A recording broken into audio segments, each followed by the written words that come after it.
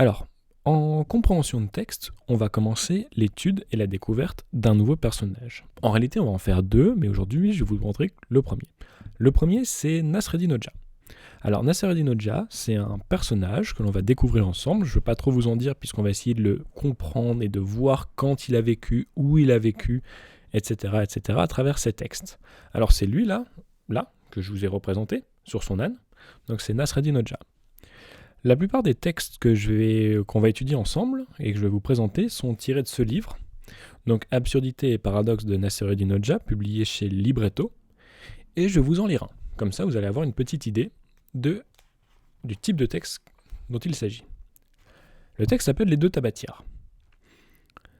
Nasreddin fait visiter sa maison à un ami. Lorsqu'ils entrent dans la chambre à coucher, celui-ci remarque aussitôt que de chaque côté du lit est posée une tabatière. « À quoi te servent ces tabatières ? Tu en as besoin la nuit ?»« Oui, répond le Hoxha. Parfois, lorsque je me réveille, j'éprouve l'envie de priser, et je prends une pincée de tabac dans celle qui se trouve à ma droite. Mais pourquoi deux ? À quoi te sert l'autre ?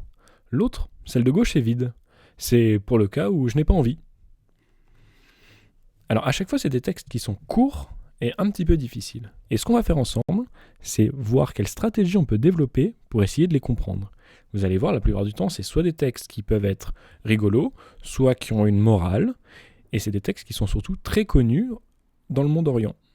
Voilà, bon courage.